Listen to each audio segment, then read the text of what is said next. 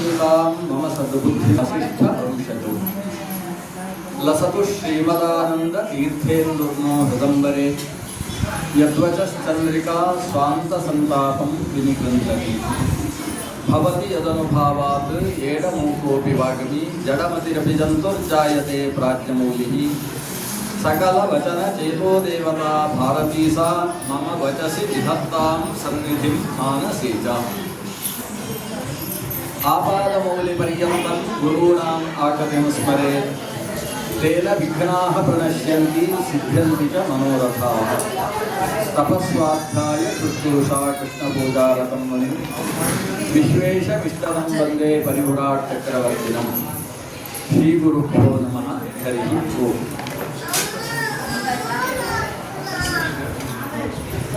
ಭೂಮಿಗೆ ಸಂಬಂಧಪಟ್ಟ ಭಗವಂತನ ರೂಪಕ್ಕೆ ವರಾಹ ಅಂತ ಹೆಸರು. ಶ್ಯಾಮ ಸುದರ್ಶನ ದರಾಭಯ ಸದ್ವರೇತೋ ಭೂಮ್ಯಾಯುತೋಖಿಲ ನಿಜೋಕ್ತ ಪರಿಗ್ರಹೈಶ್ಚ ಧ್ಯೇಯೋ ನಿಜೈಶ್ಚ ತನುಭಿಃ ಸಕಲೈರೂಪೇತಃ ಗೋಲೋ ಹರಿ ಸಕಲ ವಾಂಛಿತ ಸಿದ್ಧಯೇಜ. ಶ್ರೀಮನ್ಮಧ್ವಾಚಾರ್ಯರು ತಂತ್ರಸಾರ ಸಂಗ್ರಹದಲ್ಲಿ 72 ಮಹಾಮಂತ್ರಗಳನ್ನು ಸಂಗ್ರಹ ಮಾಡಿದ್ದಾರೆ. ಆ 72ರಲ್ಲಿ ಆರಂಭದಲ್ಲಿ ಹೇಳಿದ ಮಂತ್ರ ಶ್ರೀ ಭೂವರಾಹ ಮಂತ್ರ. ಭೂ ಸಮೇತನಾದ ವರಾಹನನ್ನು ಚಿಂತಿಸಬೇಕು. ಕೋಲ ಸುದರ್ಶನ ದರಾಭಯ ಸತ್ವರಹಿತಃ, ಆತನಿಗೆ 4 ಕೈಗಳು ಅಂತ ಆಲೋಚಿಸಬೇಕು. ಭಗವಂತನ ಸ್ವರೂಪ ಅಂತ ಚಿಂತಿಸುವಲ್ಲಿ 4 ಕೈ ಅನ್ನೋದು ಮುಖ್ಯವಾಗ್ತದೆ. ಮನುಷ್ಯ ಸಾಮಾನ್ಯವಾಗಿ 2 ಕೈ ಇರ್ತದೆ. 2ಕ್ಕಿಂತ ಹೆಚ್ಚು ಕೈಗಳು ಅಂತ ಹೇಳಿದರೆ 3 ಕೈ ಅನ್ನುವುದನ್ನು ಚಿಂತಿಸುವುದು ಸರಿಯಾಗುವುದಿಲ್ಲ. ಅದನ್ನು ವ್ಯವಸ್ಥಿತವಾಗಿ ಸಮತೋಲಿತವಾಗಿ ಒಂದು ಸ್ವರೂಪದಲ್ಲಿ ಧ್ಯಾನ ಮಾಡುವುದಕ್ಕೆ ಸಾಧ್ಯ ಇಲ್ಲ. ಹಾಗಾಗಿ 2ಕ್ಕಿಂತ ಹೆಚ್ಚು ಕೈ ಇದೆ ಅಂತ ಬಹುವಚನದಲ್ಲಿ ಸಂಸ್ಕೃತದಲ್ಲಿ ಒಂದು ಬಾಹುವನ್ನು ಹೇಳಿದರೆ, ಬಾಹೂಂಶ್ಚ ಮಂದರಗಿರೇಹಿ ಪರಿವರ್ತನೇನ ನಿರ್ಣಿಕ್ತ ಬಾಹುವಲಯಾನ್ ಅಧಿಲೋಕಪಾಲಾನ್ ಅಂತ ಭಗವಂತನ ಕೈಗಳನ್ನು ಚಿಂತಿಸಬೇಕಾದ್ರೆ ಬಾಹೂನ್ ಅಂತ ಕಪಿಲಗೀತೆಯಲ್ಲಿ ಹೇಳ್ತಾರೆ. ಬಹುವಚನ ಹೇಳಿದ್ರಿಂದ 3ಕ್ಕಿಂತ ಹೆಚ್ಚು ಅಂತ ಅರ್ಥ. 1 3 ಅಥವಾ ಅದಕ್ಕಿಂತ ಹೆಚ್ಚು ಅಂತ. ಅದಕ್ಕಿಂತ ಹೆಚ್ಚು ಅಂದರೆ 4 ಅನ್ನುವುದನ್ನು ಯಾವತ್ತೂ ಚಿಂತಿಸಬೇಕು ಅಂತ ಶ್ರೀಮನ್ಮಧ್ವಾಚಾರ್ಯರು ಹೇಳ್ತಾರೆ. ನರಸಿಂಹನ ಸ್ವರೂಪವನ್ನು ಚಿಂತಿಸುವಾಗ 16 ಕೈಗಳು, 32 ಕೈಗಳು, ಷೋಡಶ ಬಾಹು ನರಸಿಂಹ, 32 ಬಾಹು ನರಸಿಂಹ ಅಥವಾ ಅನಂತ ಬಾಹು, ವಿಶ್ವತೋ ಬಾಹುನುತ ವಿಶ್ವತಸ್ಪಾದ ಅಂತ ಮಹಾ ಮಂತ್ರ ಹೇಳಿದ ಹಾಗೆ ವಿಶ್ವತೋ ಬಾಹು, ಎಲ್ಲೆಡೆ ಭಗವಂತನ ಕೈ ಇದೆ. ಆದರೆ ಆ ಭಗವಂತನ ಕೈ ಇರುವುದು ಅವನಿಗೋಸ್ಕರ ಅಲ್ಲ, ನಮಗೋಸ್ಕರ. ನಮ್ಮ 2 ಕೈಗಳು ಯಾಕೆ ಅಂತ ನಮಗೆ ಗೊತ್ತು. ಒಂದು ತಿನ್ನುವುದಕ್ಕೆ, ಮತ್ತೊಂದು ಬೇರೆದ್ದಕ್ಕೆ ಅಂತ. 2 ಕೈಗಳನ್ನು ನಮ್ಮ ಹೊಟ್ಟೆ ತುಂಬಿಸುವುದಕ್ಕೋಸ್ಕರವೇ ನಾವು ವಿನಿಯೋಗಿಸುವುದು. ಆದರೆ ಭಗವಂತನ ಕೈಗಳು ಅದು ಲೋಕದ ಉದ್ಧಾರಕ್ಕೋಸ್ಕರ ಇರ್ತಕ್ಕಂಥವುಗಳು.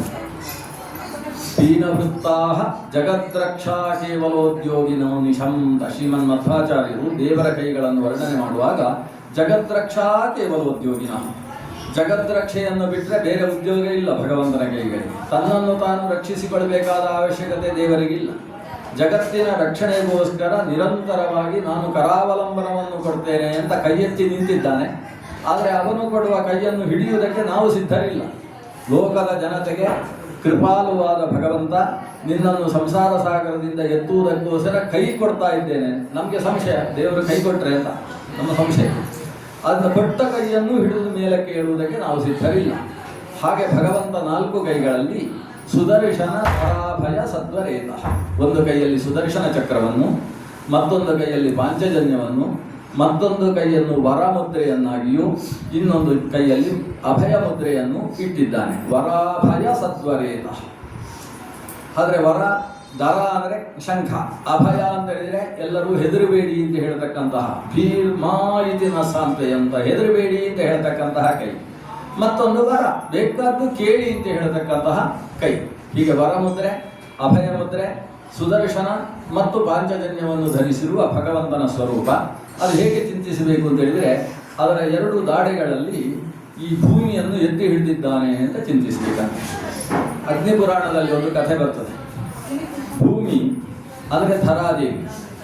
ಧರಾದೇವಿ ಅಂದರೆ 2 ಇದ್ದಾರೆ ಅಥವಾ 3 ಜನ ಇದ್ದಾರೆ ನಾವು ತಿಳ್ಕೊಂಡ ಹಾಗೆ. ಮೊದಲನೆಯದಾಗಿ ಸಾಕ್ಷಾತ್ ಮಹಾಲಕ್ಷ್ಮಿ, ಶ್ರೀ ಭೂ ದುರ್ಗಾ ಅಂತ ಕರೆಸಿಕೊಳ್ಳುವ ರಜೋಭಿಮಾನಿಯಾದಂತಹ ಭೂದೇವಿಯನ್ನೇ ಧರೆ ಅಂತ ಕರೆಯುವುದು. ಅದು ಸಾಕ್ಷಾತ್ ಲಕ್ಷ್ಮೀ ದೇವಿ. ನಂತರದಲ್ಲಿ ದ್ಯಾವಾ ಪೃಥಿವಿ ಅಂತ 18ನೇ ಕಕ್ಷೆಯಲ್ಲಿ ಬರತಕ್ಕಂತಹ ದೇವತಾ ಸ್ವರೂಪ. ದ್ಯಾವಾ ಪೃಥಿವಿ ಅಂದರೆ ಭೂಮಿಗೆ ಮತ್ತು ದ್ಯು ಇವೆರಡಕ್ಕೆ ಅಭಿಮಾನಿನಿಯರು. ಅಲ್ಲಿ ದ್ಯು ಅಂದರೆ ಆಕಾಶ ತತ್ವ ಅಭಿಮಾನಿನಿಯಾದಂತಹ ದ್ಯಾವಾ ಅಂತಕ್ಕಂತಹ ದೇವಿ, ಪೃಥಿವಿಗೆ ಅಭಿಮಾನಿನಿಯಾದ ಧರಾದೇವಿ. ಇವಳು 18ನೇ ಕಕ್ಷೆಯಲ್ಲಿ ಬರತಕ್ಕಂತಹ ಒಬ್ಬಾಕೆ ದೇವತೆ. ಸಾಮಾನ್ಯವಾಗಿ ಧರೆ ಅಂತ ಹೇಳಿದಾಗ ಈ ದೇವಿಯನ್ನೇ ನಾವು ಸ್ವೀಕಾರ ಮಾಡಬೇಕು. ಇದರ ನಂತರ ಶನೈಶ್ಚರನ ಜೊತೆಗೆ ಒಂದು ಧರಾ ಅಂತ ಭೂತತ್ವಕ್ಕೆ ಅಭಿಮಾನಿನಿಯಾದ ಧರೆಯನ್ನು ಅಲ್ಲಿ ಒಂದು ಹೇಳ್ತೇವೆ. ಆ ಧರೆ ಅಂದರೆ ಒಂದು ಸಾಮಾನ್ಯ ಸ್ತ್ರೀ. ಆಕೆ ಭೂಮಿಯ ಕೆಲವು ಭಾಗಗಳಿಗೆ ಅಭಿಮಾನಿನಿ, ಸಮಗ್ರ ಭೂತತ್ವಕ್ಕೆ ಅಭಿಮಾನಿನಿ ಅಲ್ಲ. ಶನೈಶ್ಚರನು ಕೂಡ ಭೂಮಿಗೆ ಅಭಿಮಾನಿ. ಅವನು ಮರುಭೂಮಿ ಅನ್ನುವ ಪ್ರದೇಶಕ್ಕೆ ಮಾತ್ರ ಅಭಿಮಾನಿಯಾಗಿದ್ದಾನೆ. ಅಥವಾ ಈ ಬಾಂಬ್ ಬ್ಲಾಸ್ಟ್ ಆಗುವ ಭೂಮಿಗೆಲ್ಲ ಅವನು ಅಭಿಮಾನಿ ಆಗ್ತಾನೆ. ಶನೈಶ್ಚರ ಅದು ಶನಿ ಮೀನಕ್ಕೆ ಬಂದಾಗ ಹಾಗೆಲ್ಲ ಆಗ್ತದೆ. ಹಾಗೆ ಶನಿ ಮತ್ತು ಧರೆ ಇವರಿಬ್ಬರು ಭೂತತ್ವದ ಅಭಿಮಾನಿನಿಯರಿದ್ದಾರೆ. ಇದರಲ್ಲಿ ಧರ ಅಂತ ಏನು 18ನೇ ಕಕ್ಷೆಯಲ್ಲಿ ಬರ್ತಕ್ಕಂತಹ ದೇವಿ ಇದ್ದಾಳೆ, ಭೂತತ್ವಕ್ಕೆ ಅಭಿಮಾನಿನಿ. ಆಕೆಯಲ್ಲಿ ಅಂತರ್ಯಾಮಿಯಾಗಿ ಭಗವತಿ ಧರ ಅಂದರೆ ಭೂದೇವಿ ಇದ್ದಾಳೆ. ಈ ಭೂದೇವಿ ಒಂದು ಸಲ ಭಗವಂತನ ಸುಂದರ ಸ್ವರೂಪವನ್ನು ನೋಡಿದ್ದಂತೆ. ಅದು ಎಷ್ಟು ಸುಂದರ ಸ್ವರೂಪ ಅಂದರೆ ಹಂದಿಯ ಮುಖದ ಭಗವಂತ, ವರಾಹ ರೂಪಿಯಾದ ದೇವರ ರೂಪವನ್ನು ಕಂಡವಳಿಗೆ ಭಾರಿ ಆನಂದ ಆಯ್ತಂತೆ. ಆನಂದವಾಗಿ ಅವರನ್ನು ಪಾದ ಮುಟ್ಟಿದ ಮೇಲೆ ಆಲಿಂಗಿಸಬೇಕು ಅಂತ ಅನಿಸಿತು. ಭಗವಂತನು ಕೂಡ ವರಾಹ ರೂಪಿಯಾಗಿ ಧರಾದೇವಿಯನ್ನು ಆಲಿಂಗಿಸಿದ. ಇವರಿಬ್ಬರು ಆಲಿಂಗಿಸಿದ ಮೇಲೆ ಸುಮಾರು 360 ವರ್ಷಗಳು ಕಳೆದುವಂತೆ. ಅಷ್ಟು ಸಮಯ ಅವರಿಗೆ ಗೊತ್ತೇ ಇಲ್ಲಂತೆ. ಇಬ್ಬರು ಆಲಿಂಗಿಸಿಕೊಂಡೇ ಇದ್ದಾರೆ. ದೇವಮಾನದ 1 ವರ್ಷ ಅಂತ ಕರೀತಾರೆ. ದೇವಮಾನದಲ್ಲಿ 1 ವರ್ಷ ಅಂದರೆ ಮನುಷ್ಯನ ಲೆಕ್ಕಾಚಾರದಲ್ಲಿ 360 ವರ್ಷ. ಅಷ್ಟು ವರ್ಷ ಆಯ್ತಂತೆ. ಅಷ್ಟು ವರ್ಷ ಆಲಿಂಗಿಸಿದ ಪರಿಣಾಮ ಏನಾಯಿತು ಅಂತ ಹೇಳಿದರೆ, ಈ ವರಾಹ ಆಲಿಂಗಿಸುವುದು ಅಂದರೆ ಹಂದಿಯ ಆಲಿಂಗನ ಅದು ಗಟ್ಟಿಯಾದ ಆಲಿಂಗನಿಂದ ಸೋತು ಹೋದಂತಹ ಈಕೆ ಈ ಧರೆ ಮೂರ್ಛೆ ಬಿದ್ದ. 1 ವರ್ಷ ಆದಮೇಲೆ ಮೂರ್ಛೆ ಬಿದ್ದವಳು ನೀರಿನಲ್ಲಿ ಬಿದ್ದಂತೆ ಮುಳುಗ್ತಾ ಇದ್ದಾಳಂತೆ. ಭೂಮಿ ಮುಳುಗುವುದಕ್ಕೊಂದು ಕಥೆ, ಅಗ್ನಿಪುರಾಣದಲ್ಲಿ ಬರುವ ಕಥೆ. ಭೂಮಿ ನೀರಿನಲ್ಲಿ ಮುಳುಗ್ತಾ ಇದ್ದಾಳೆ. ಯಾವ ನೀರಿದು? ಇದು ಭೂಮಿಯಲ್ಲಿರುವ ಸಮುದ್ರದ ನೀರು ಅಲ್ಲ, ಮತ್ತೆ ಭೂಮಿಯ ಹೊರಗಿರುವ ಬ್ರಹ್ಮಾಂಡದಲ್ಲಿ ಅರ್ಧದಷ್ಟು ನೀರು. ಅದಕ್ಕೆ ಅಂಡೋದಕ ಅಂತ ಕರೀತಾರೆ. ಆ ಅಂಡೋದಕದ ಊರ್ಧ್ವ ಭಾಗದಲ್ಲಿ 30,000 ಯೋಜನದಷ್ಟು ಎತ್ತರದಲ್ಲಿ ಶೇಷನ ಹೆಡೆಯ ಸಂಕರ್ಷಣ ಶಕ್ತಿಯಲ್ಲಿ ಭೂಮಿ ನಿಂತಿದೆ ಅಂತ ಶ್ರೀಮದ್ ಭಾಗವತದ ಪಂಚಮ ಸ್ಕಂದ ಹೇಳ್ತದೆ. ಭೂಮಿ ನಿಂತದ್ದು ಸಂಕರ್ಷಣನ ಹೆಡೆಯಲ್ಲಿ. ಸಂಕರ್ಷಣ ಅಂತ ಹೇಳಿದ್ರೆ ಒಂದು ರೀತಿಯ ಆಕರ್ಷಣ ಶಕ್ತಿ. ಇವತ್ತು ನಾವು ಗ್ರಾವಿಟೇಷನ್ ಅಂತ ಕರೀತೇವೆ, ಗುರುತ್ವಾಕರ್ಷಣ ಶಕ್ತಿ. ಆ ಸಂಕರ್ಷಣ ಶಕ್ತಿಯಿಂದ ಭೂಮಿ ಆತನ ಹೆಡೆಯಿಂದ 30,000 ಯೋಜನದಷ್ಟು ಎತ್ತರದಲ್ಲಿ ನಿಂತಿದೆ. ಆ ಭೂಮಿ ತಾನು ಸ್ಮೃತಿ ತಪ್ಪಿತು ಅಂದರೆ ಕಕ್ಷೆ ತಪ್ಪಿತು ಅಂತ ಅರ್ಥ. ಕಕ್ಷೆ ತಪ್ಪಿ ಅಲ್ಲಿಯ ತನಕ ಹೇಗೆ ಅದು ಆಧೃತವಾಗಿತ್ತು? ವರಾಹನ ಬಲದಿಂದ ಸಂಸ್ಥಿತವಾಗಿತ್ತು. ಈಗ ಅದು ಸ್ಮೃತಿ ತಪ್ಪಿ ಅಂದರೆ ಕಕ್ಷೆ ತಪ್ಪಿ ನೀರಿನಲ್ಲಿ ಮುಳುಗುವುದಕ್ಕೆ ಪ್ರಾರಂಭ ಆಯಿತು. ನೀರಿನಲ್ಲಿ ಮುಳುಗುವುದನ್ನು ಈ ವರಾಹ ನೋಡಿದ. ನನ್ನ ಜೊತೆಗೆ ಇಷ್ಟು ಸಮಯ ಇದ್ದಂತಹ ಈಕೆ ನೀರಿನಲ್ಲಿ ಮುಳುಗ್ತಾಳೆ ಅಂತ ಪ್ರೀತಿಯಿಂದ ತಾನು ನೀರಿನ ಆಳಕ್ಕಿಳಿದು ಎಲ್ಲಿ ಭೂಮಿ ಹೋಗಿ ಕಚ್ಚಿ ನಿಂತು ಬಿಟ್ಟಿದ್ದಾಳೆ ಭೂಮಿ ನೀರಿನ ಅಡಿಯಲ್ಲಿ, ಅಲ್ಲಿಗೆ ಹೋಗಿ ತನ್ನ ದಾಡೆ ಹಾಕಿ ಎತ್ತಿದ್ದಾನೆ. ಚಿಕ್ಕ ಭೂಮಿ ಅಲ್ಲ ಇದು, ಈ ಭೂಮಿ ಎಷ್ಟು ಅಂತ ನಿಮಗೆಲ್ಲ ನನಗಿಂತ ಚೆನ್ನಾಗಿ ಗೊತ್ತು. ಆಗ ಆ ಭೂಮಿಯನ್ನು ದಾಡೆಯಲ್ಲಿ ಕೆಳಗಿಂದ ಮೇಲಕ್ಕೆ ಎತ್ತಿದ್ರೆ ಅದು ನೀರಿನಲ್ಲಿ ಮೇಲೆ ಹಾರಿದ್ದನ್ನು ಮತ್ತೆ ದಾಡೆಯಲ್ಲೇ ಹಿಡಿದಾನೆ. ಮೇಲಕ್ಕೆ ಎಬ್ಬಿಸಿ ಕ್ಯಾಚ್ ಹಿಡಿಯುವುದು ಅಂತ ಹೇಳ್ತೀರಲ್ವ, ಕ್ಯಾಚ್ ಅಂದ್ರೂ ಹಿಡಿಯುವುದು ಅಂದ್ರೆ ಒಂದೇ. ಅದನ್ನು ಹಿಡಿದದ್ದನ್ನು ಹಾಗೆ ಇಟ್ಟುಕೊಂಡು ಮೇಲಕ್ಕೆ ತರುವುದಕ್ಕೆ ಪ್ರಾರಂಭಿಸಿದ. ಧರೆಯನ್ನು ಮೇಲಕ್ಕೆ ತರುವ ಹೊತ್ತಿಗೆ ಒಬ್ಬ ಅಸುರ ಬಂದಂತೆ. ಆ ಅಸುರನಿಗೆ ಹಿರಣ್ಯಾಕ್ಷ ಅಂತ ಹೆಸರು. ಆದಿ ಹಿರಣ್ಯಾಕ್ಷ ಅಂತ ಅವನನ್ನು ಕರೀತಾರೆ. ಆದಿ ಹಿರಣ್ಯಾಕ್ಷ ಅಂದರೆ ಚತುರ್ಮುಖ ಬ್ರಹ್ಮನಿಂದಲೇ ಹುಟ್ಟಿದ ಮಗ. ಚತುರ್ಮುಖ ಬ್ರಹ್ಮನಿಂದ ಪೂರ್ವದ ಮುಖದಲ್ಲಿ ಧರ್ಮ ಸೃಷ್ಟಿಯಾಯಿತಂತೆ, ದಕ್ಷಿಣದ ಮುಖದಲ್ಲಿ ಅಧರ್ಮ ಸೃಷ್ಟಿಯಾಯಿತಂತೆ. ಆ ಅಧರ್ಮ ಸೃಷ್ಟಿಸಲ್ಪಟ್ಟಾಗ ಅಧರ್ಮಕ್ಕೆ ಅಭಿಮಾನಿಯಾದ ಹಿರಣ್ಯಾಕ್ಷನೂ ಹುಟ್ಟಿದಂತೆ. ಹೀಗೆ ಚತುರ್ಮುಖನ ದಕ್ಷಿಣದ ಬಾಯಿಯಿಂದ ಹುಟ್ಟಿದಂತಹ ಒಬ್ಬ ಅಸುರ, ಅವನನ್ನು ಆದಿ ಹಿರಣ್ಯಾಕ್ಷ ಅಂತ ಕರೆಯುವುದು. ಅವನು ಈ ವರಾಹನ ಹತ್ರ ಕೇಳಿದಂತೆ, ಯಾಕೆ ಭೂಮಿಯನ್ನು ಮೇಲಕ್ಕೆ ತಗೊಂಡು ಹೋಗ್ತಾ ಇದ್ದೀನಿ? ಅದಕ್ಕೆ ವರಾಹ ಮಾತಾಡಲಿಲ್ಲ, ನನ್ನ ಕೆಲಸ ಮುಖ್ಯ. ಸಿಕ್ಕಾಪಟ್ಟೆ ಪಟ್ಟಾಂಗ ಹೊಡೆಯುವವರು ಇರ್ತಾರೆ, ಆದರೆ ಕೆಲಸ ಮಾಡದೆ ಪಟ್ಟಾಂಗ ಹೊಡೆಯುವುದಕ್ಕಿಲ್ಲ. ಅವ ಸೀದ ಮೇಲಕ್ಕೆ ಬಂದ. ನಾನು ಮಾತಾಡಿಸಿದ್ರು ಇವ ಮಾತಾಡಲಿಲ್ಲ ಅಂತ ಅವನಿಗೆ ಸಿಟ್ಟು ಬಂತಂತೆ. ಇವ ಯಾಕೆ ಮಾತಾಡಲಿಲ್ಲ ಅಂತ ಹೇಳಿದರೆ ಅವನು ಅಧಿಕ ಪ್ರಸಂಗ ಅಲ್ವಾ, ಇವನು ಭೂಮಿಯನ್ನು ತಂದು ಕಕ್ಷೆಯಲ್ಲಿ ಇಡುವುದಕ್ಕೆ ಮೇಲಕ್ಕೆ ಬರ್ತಾ ಇದ್ದಾನೆ. ಯಾಕೆ ಬರ್ತೀನಿ ಅಂತ ಕೇಳಿದರೆ ಕೆಲವರು ಅಂಥವ್ರು ಇರ್ತಾರೆ, ಮಧ್ಯಪಾರುಪತ್ಯ ಅಂತ ಅದಕ್ಕೆ ಹೆಸರು. ಅಲ್ಲಿಗೆ ತಗೊಂಡು ಹೋಗ್ತಾ ಇದ್ದೀರಾ, ಯಾಕೆ ಇಲ್ಲಿ ತಗೊಂಡು ಹೋಗಿ ಹೇಳಿ ಯಾವ ವ್ಯವಸ್ಥೆ ಮಾಡಿ ಹಾಕ್ತಾರೆ ಊಟದಲ್ಲಿ ಅಂಥದ್ದು. ಇದೊಂದು ಪಾರವತ್ಯ. ಇದು ಎಲ್ಲಿಗೆ ತಗೊಂಡು ಹೋಗ್ತಿ ಅಂತ ಕೇಳಿದ್ರೆ ಮೇಲಕ್ಕೆ. ಮೇಲಕ್ಕೆ ಅಂತ ಅದನ್ನು ಹೇಳಿ ಆದರೂ ಹೋಗಬೇಕು, ನನ್ನ ಅನುಮತಿ ಇಲ್ಲದೆ ಇಲ್ಲೇನು ಮಾಡುವುದು ಅಂತ ಅವನ ಪ್ರಶ್ನೆ. ಇವನು ಮೇಲಕ್ಕೆ ಹೋದರೆ ತನಗೆ ಗಲಾಟೆ ಆಗ್ತದೆ, ಹೊಡೆದಾಟ ಆಗ್ತದೆ. ಹೊಡೆದಾಟದಲ್ಲಿ ಈ ಭಗವಂತ ತನ್ನ ನಂದಕವೆಂಬಂತಹ ಖಡ್ಗವನ್ನು ಹಿಡಿದು ಆತನನ್ನು ಕತ್ತರಿಸಿ ಬಿಸಾಡಿದಂತೆ. ಆದ್ದರಿಂದ ಆ ನೀರು, ಅಂಡೋದಕದ ನೀರು ಅವನ ರಕ್ತದಿಂದ ಕೆಂಪಾಯಿತು ಅಂತ. ಆಮೇಲೆ ಮೇಲಕ್ಕೆ ತಂದು ಯಥಾಸ್ಥಾನದಲ್ಲಿ ಭೂಮಿಯನ್ನು ಸ್ಥಾಪಿಸಿದ ಅನ್ನುವುದು ಅಗ್ನಿಪುರಾಣದಲ್ಲಿ ಬರ್ತಕ್ಕಂಥ ಒಂದು ಕಥೆ. ಈ ಕಥೆ ನೀವೆಲ್ಲ ಕೇಳಿದ ಕಥೆಗಿಂತ ಭಿನ್ನವಾಗಿದೆ. ಯಾಕಂದರೆ ನಾವು ಕೇಳುವುದು ಹೇಗೆ, ಹಿರಣ್ಯಾಕ್ಷ ಅಂತ ಹೇಳಿದರೆ ಹಿರಣ್ಯಕಶಿಪುವಿನ ತಮ್ಮ, ಆ ತಮ್ಮನ ಕಥೆಯನ್ನೆಲ್ಲ ಕೇಳುವುದು. ಅದಕ್ಕಿಂತ ಮುಂಚಿನ ಕಥೆಯನ್ನು ಅಗ್ನಿಪುರಾಣ ಹೇಳಿತು. ಈ ಪುರಾಣದ ಕಥೆಯನ್ನು ಶ್ರೀಮನ್ ಮಧ್ವಾಚಾರ್ಯರು ಭಾಗವತ ತಾತ್ಪರ್ಯದಲ್ಲಿ ಎತ್ತಿ ಹಿಡಿತಾರೆ. ಈಗ ಒಂದು ಕಥೆ ಇದೆ, ಅದನ್ನು ಒಪ್ಪಿಕೊಳ್ಳಬೇಕು. ಯಾಕೆಂತೇಳಿದರೆ ಭಗವಂತ 2 ಬಾರಿ ವರಾಹ ರೂಪದಿಂದ ಅವತರಿಸಿದ್ದಾನೆ. ಹಾಗೆಯೇ ಭೂಮಿ 2 ಬಾರಿ ಕಕ್ಷೆಯಿಂದ ತಪ್ಪಿದೆ. ಮೊದಲ ಬಾರಿ ಯಾಕೆ ತಪ್ಪಿದು ಗೊತ್ತಿಲ್ಲ, ಅದು ದೇವರ ಇಚ್ಛೆಯಿಂದ ತಪ್ಪಿದೆ ಅಷ್ಟೇ, ಅದಕ್ಕೆ ಕಾರಣ ಇಲ್ಲ. ಪ್ರಥಮಂ ಜಲದೌ ಮಗ್ನಾಂ ದ್ವಿತೀಯಂ ತೇನ ಮಜ್ಜಿತಾಂ. ಶ್ರೀಮನ್ ಮಧ್ವಾಚಾರ್ಯರು ಹೇಳುವ ಮಾತು, ಅವರೇ ಹೇಳುವ ಮಾತು ಅಲ್ಲ, ಪುರಾಣಾಂತರದಲ್ಲಿ ಬಂದ ಮಾತನ್ನು ಅವರು ಭಾಗವತ ತಾತ್ಪರ್ಯದಲ್ಲಿ ಉಲ್ಲೇಖ ಮಾಡ್ತಾರೆ. ಮೊದಲು ಜಲಧಿಯಲ್ಲಿ ಮುಳುಗ್ತಾ ಇದ್ದಂತಹ ಭೂಮಿಯನ್ನು ವರಾಹರೂಪಿ ಪರಮಾತ್ಮ ಎತ್ತಿ ಸ್ವಸ್ಥಾನದಲ್ಲಿ ಇಟ್ಟ.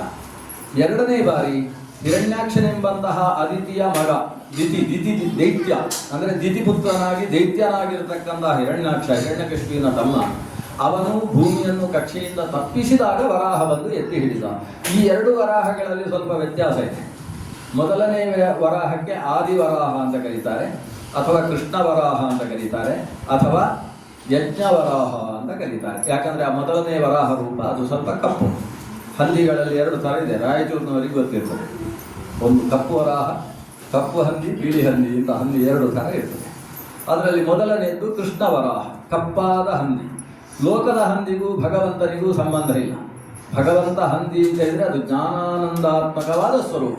ವರಾಹ ರೂಪಕ ಅಂದರೆ ಜ್ಞಾನಾನಂದ ಸ್ವರೂಪನಾದ ವರಾಹ ರೂಪಿ. ಆ ಪರಮಾತ್ಮ ಕಪ್ಪು, ಅವನಿಗೆ ಮೈಯಲ್ಲಿ ರೋಮಗಳು ಜಾಸ್ತಿ. ಆ ರೋಮಗಳನ್ನು ಒಂದು ಸಲ ಹೀಗೆ ಜಾಡಿಸ್ತಾನಂತೆ, ಜಾಡಿಸಿದರೆ ಆ ರೋಮಗಳು ಹೊರಗೆ ಬರ್ತವೆ, ಅದರಿಂದ ದರ್ಭೆಗಳ ಉತ್ಪತ್ತಿ ಆಗ್ತದೆ. ಆತನಿಗೆ ಬೆವರೂ ಬರುತ್ತಂತೆ, ದೇವರಿಗೆ ಬೆವರು ಬರ್ತದೆ. ಬೆವರನ್ನು ಹೀಗೆ ಹಣೆಯಲ್ಲಿ ಬಂದ ಬೆವರನ್ನು ಹೀಗೆ ತೆಗೆದು ಆ ಭೂಮಿಯ ಮೇಲೆ ಹಾಕ್ತಾನೆ.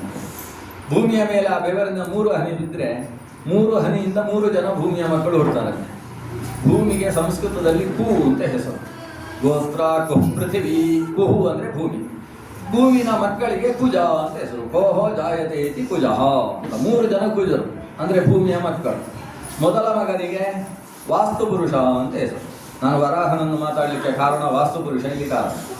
ಆದರೆ ಮೊದಲ ವರಾಹನ ಮಗ ಯಾರು ಅಂದರೆ ವಾಸ್ತುಪುರುಷ, ಅವನು ಭೂಮಿಯ ಮಗ.